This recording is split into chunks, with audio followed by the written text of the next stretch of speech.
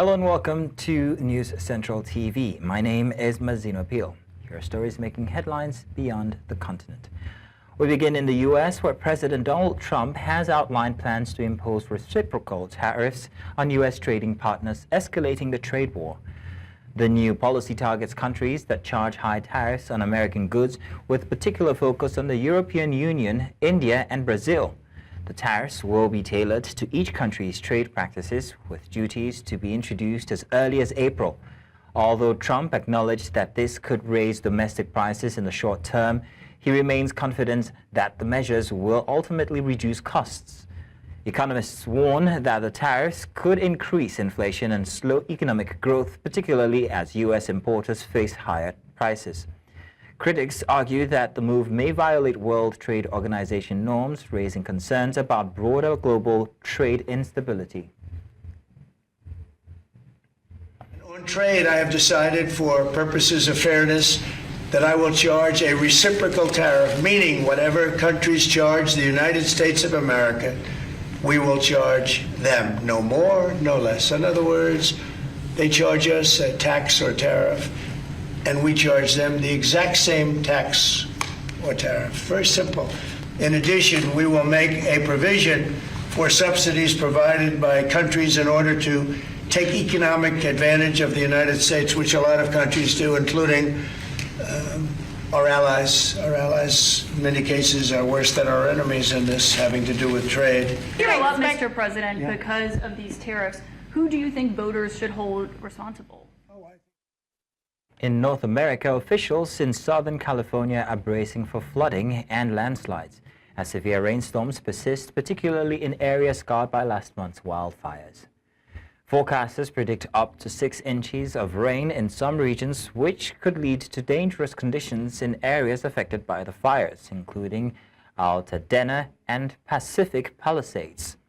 The National Weather Service has issued a flash flood watch for Los Angeles County, warning of a high risk of flooding and debris flows, especially in burned areas. Still in North America, Mexican President Claudia Sheinbaum says her government wouldn't rule out filing a civil lawsuit against Google if it maintains its stance of calling the stretch of sea between northeastern Mexico and the southeastern United States the Gulf of America. The area, long named the Gulf of Mexico across the world, has gained a geopolitical spotlight after President Donald Trump declared he would engage, or rather change, the Gulf's name. But in her morning news conference, Sheinbaum said the president's decree is restricted to the continental shelf of the United States because Mexico still controls much of the Gulf. She added that despite the fact that her government sent a letter to Google saying that the company was wrong and that the entire Gulf of Mexico cannot be called the Gulf of America, the company has insisted on maintaining the new name.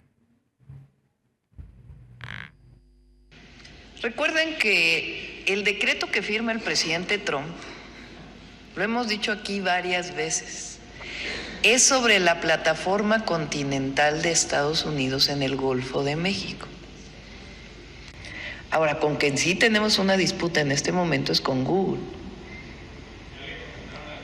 Ya contestaron la carta y ya les volvimos a contestar.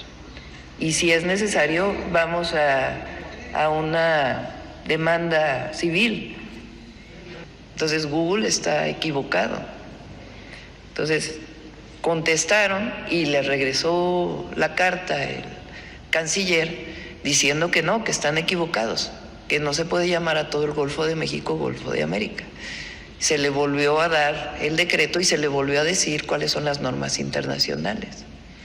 Pero es importante que, pues que las empresas privadas que se dedican a la información, pues den bien la información. And now we head to Europe, where we tell you that Russian cryptocurrency figure Alexander Vinnik has returned to Russia after being released by the United States in a prisoner exchange.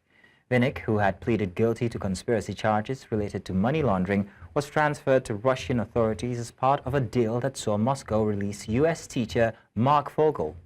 Vinnik, the operator of the BTC-e exchange involved in processing billions in transactions, had been extradited to the U.S. from Greece in 2022.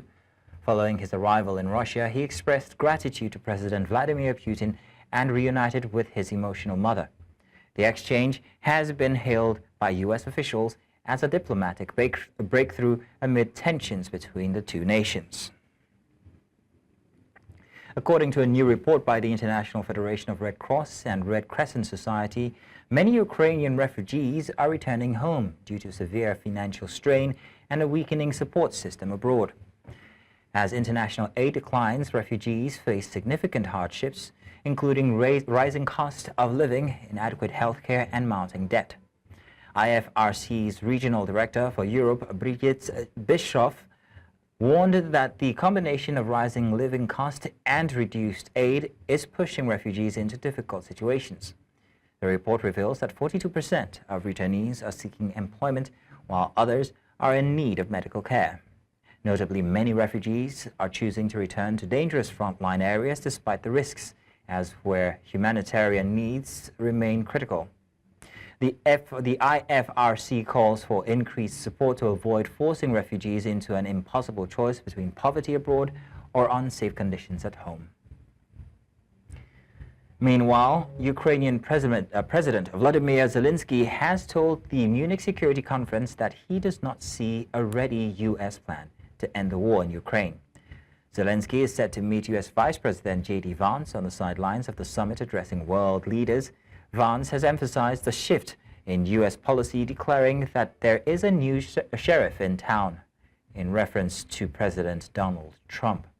Vance has told the Wall Street Journal that Moscow could face sanctions and potential military action if Vladimir Putin fails to agree to a peace deal ensuring Ukraine's long-term independence. Meanwhile, Trump has stated that U.S., Russian, and Ukrainian officials would meet in Munich, but Moscow has denied sending a delegation. The war has now lasted nearly 3 years since Russia's full-scale invasion. Що у нас сьогодні повинна бути зустріч з віце-президентом. Я б хотів би з ним про це поговорити. Ті його сигнали були сильні. Ми дякуємо за це. І що стосується президента Трампа, у нас була розмова година, чи начебто десь так, довга була розмова. Достатньо розмови, щоб поговорити про деякі деталі. Недостатньо для того, щоб сформувати план. Я не бачу, що є готовий план у Сполучених Штатах. Я вважаю, що це дуже важливо. Я передав президенту Трампу, я готовий в будь-який момент. Мені нічого не потрібно для цього. Ні цифри, я все знаю. Ми готові в будь-який момент реально говорити. Ми розуміємо географію своєї держави, ми бачимо, де найбільші ризики. Ми готові говорити про все. Від контингенту до гарантій безпеки, від НАТО, ми в НАТО, або НАТО у нас. Ми готові до будь-якої конструкції, щоб зупинити Путіна. Ми відкриті, але ми хочемо діяти згідно міжнародного права, згідно закону і згідно превенції майбутніх страхів або жахів для всього світу повернення Путіна. So to discuss this, we are joined by National Security, Defense, Intelligence and Statecraft practitioner, God bless Otubere. He joins us from Washington, D.C. God bless you. Welcome. Thank you very much for joining us this evening. Thank you for having me. You're welcome. Now, please do tell us, what are the implications of President Zelensky's statement about the lack of a ready U.S. plan for ending the war? I mean, what it does is that it sort of pushes a little bit of doubt, or it puts some level of doubt on what the president, has said. And what that means is that you would need to be able to understand the implication, because whereas a couple of hours ago, the president said, we are close to peace.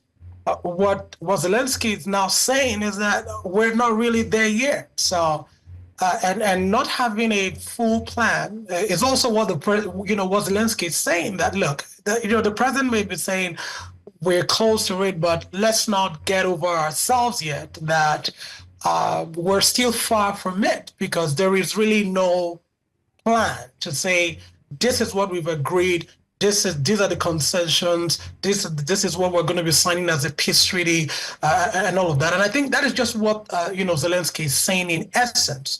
In diplomatic, in the diplomatic community, and when you talk about issues bilaterally and geopolitically, you always want to talk about them from a place of a plan, and not just saying you've spoken to one person and you come out and then you say, oh, I've spoken to this other person as well. And then, we're going to end the war right now. That's not the way it works, geopolitically. And that is what Zelensky is actually saying when he says we are far from having a plan because there is nothing really on the table. And how does J.D. Vance's accession of the new sheriff in town reflect the broader shifts in U.S. foreign policy under President Trump, particularly in relations to Ukraine and Russia here?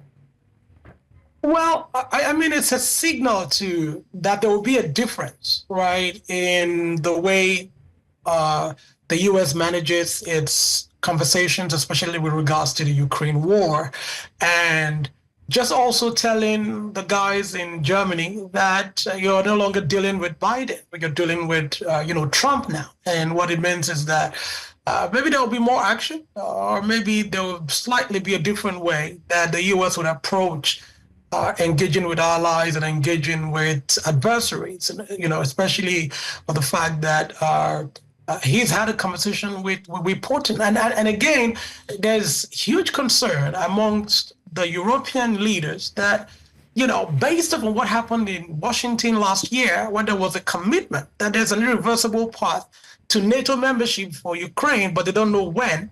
And then you have Pete Hegseth saying that, they should roll out the whole conversation of NATO membership for Ukraine. And now what J.D. Vance is simply saying to the European leaders is, look, there's a new guy in town and he's going to do things differently. So everybody brace up. We don't know what it's going to look like, but just brace up. It's going to be different from what we've always done. But let's see if the NATO leadership and the allies can prevail and have a persuasive influence on Trump to say, look, we've got to continue to keep Ukraine free. We cannot accede to some of the demands that Putin is asking, because if we give him an inch, he's going to take a yard. I mean, because these are some of the things that the leaders are saying, that they cannot accede, to what Russia is doing in Ukraine. So, yeah.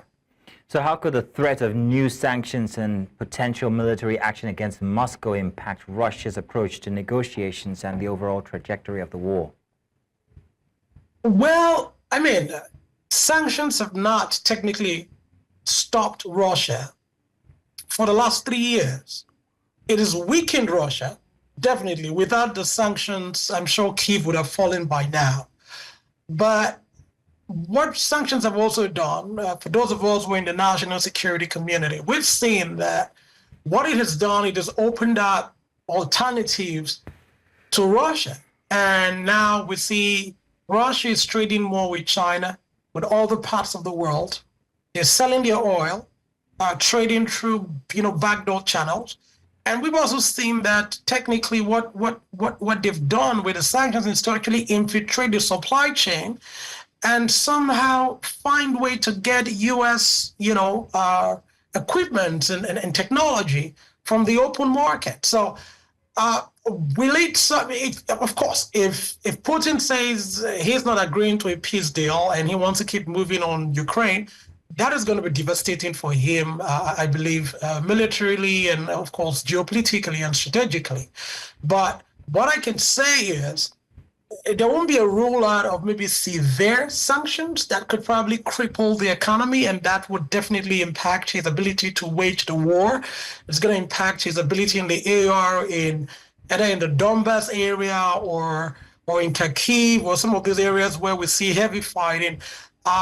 I think that would definitely be a bad sign if more sanctions were to be, inflicted. And I think the best way to go about it, and I think what they're also looking at, is to get allies to actually move in and tighten the rope more on Russia. So if they continue to get more sanctions in, it's going to impact their ability and their capability, readiness, to continue to fight this war and come out victorious. In all of this analysis, I'm wondering, Otobore, if you have also imputed what seems to be President Trump's leaning to President Putin. Well, they pretty much are friends, let's put it so, lack of a better word. How is this going to affect any process, whether the policies or the sanctions? How do you think this will affect these, and how would it weigh in the grand scheme of things? Well, I mean, I think it will sort of impact the usual American mainstream position is that Russia is an adversary. And to have a president say, you know, we need to bring Russia back into the G8, we need to bring Russia back into the G20, or, you know, we need to, now he's invited Putin, that's a report going out there. It definitely impacts policy and the position of Washington with regards to how we're going to deal with Russia now. If the president is saying, you know, Putin is a friend, it's somebody that smart or whatever it is. But then you have the other part of Washington that says, look, we cannot continue to see Russia as an adversary.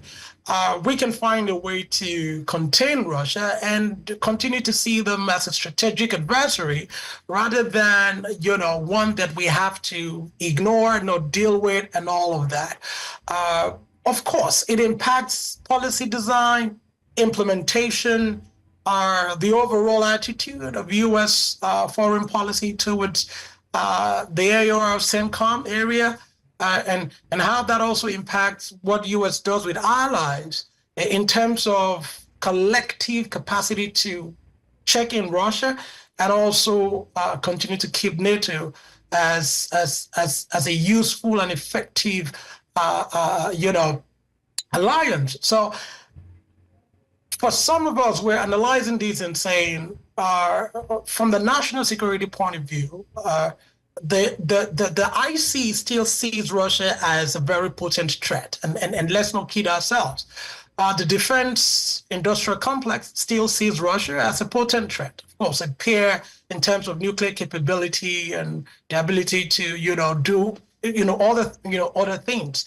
Right, then. In terms of the practice of statecraft, that is where action is now being reviewed and say, how best do we move into the new golden age of America where we may not be at odds with Russia according to what the president wants us to do, but we're not taking an eye off the fact that these guys are actually our adversaries. But we'll see what happens at the end of the day. We'll see what happens. Well, thank you very much. God bless Otobore for joining us this evening. Thank you. Thank you so much for having me.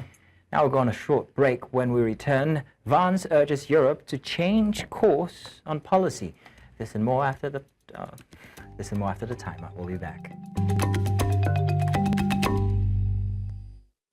Welcome back. The news continues in Europe, where U.S. Vice President J.D. Vance has urged European countries to change course on immigration following a car-ramming attack in Munich. His remarks came a day after an Afghan man was arrested in connection with the incident, which has wounded 36 people. Speaking in Munich on Friday, Vance questioned how many more such attacks must occur before Europe reassesses its immigration policies. He called for a new direction to protect what he described as our shared civilization. The Vice President's statement has added to an ongoing debate over immigrations in Europe, with leaders facing growing pressure to tighten policies. Authorities in Munich have continued their investigation into attack as discussions on security and migration intensifies. Must we suffer these appalling setbacks before we change course and take our shared civilization in a new direction?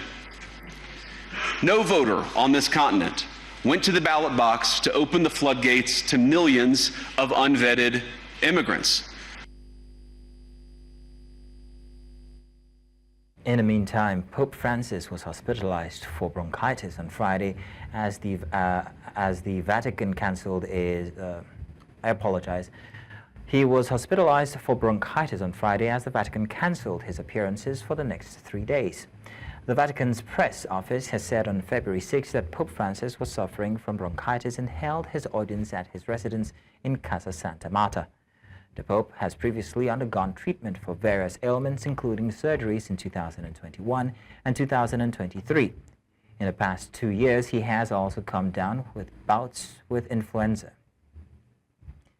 Last month, Francis received the U.S. Presidential Medal of Freedom with distinction, the country's highest civilian honor via phone, from former President Joe Biden before he left office. Let's jet set to Asia, where we understand that dozens are gathered protesting outside the U.S. Embassy in Kuala Lumpur, Malaysia, opposing President Donald Trump's plan to resettle millions of Palestinians outside of Gaza.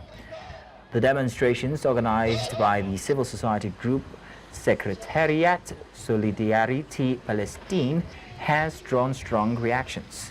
Tian Chua, a representative of the group, has condemned the proposal, calling it a dangerous idea that seeks to evacuate 2 million people from their homeland.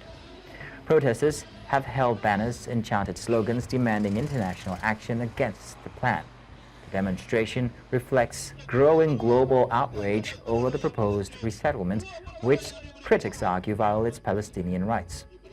The U.S. has yet to respond to the protest, but tensions have continued to rise as more voices oppose the controversial policy.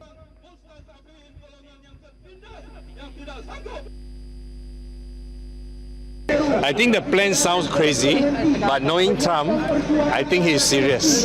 So it is something that I'm becoming for a president of a nation, as well as a permanent member of the Security Council, to so blatantly undermine the international law and speak against the global order that had been established as a norm for all these years. First time we've seen such a lunatic. And that's all on Beyond the Continent this evening. You can watch News Central live on DSTV channel 422, Star Times channel 274, Able TV, and of course on YouTube. Many thanks for watching. My name is Mazino Appeal.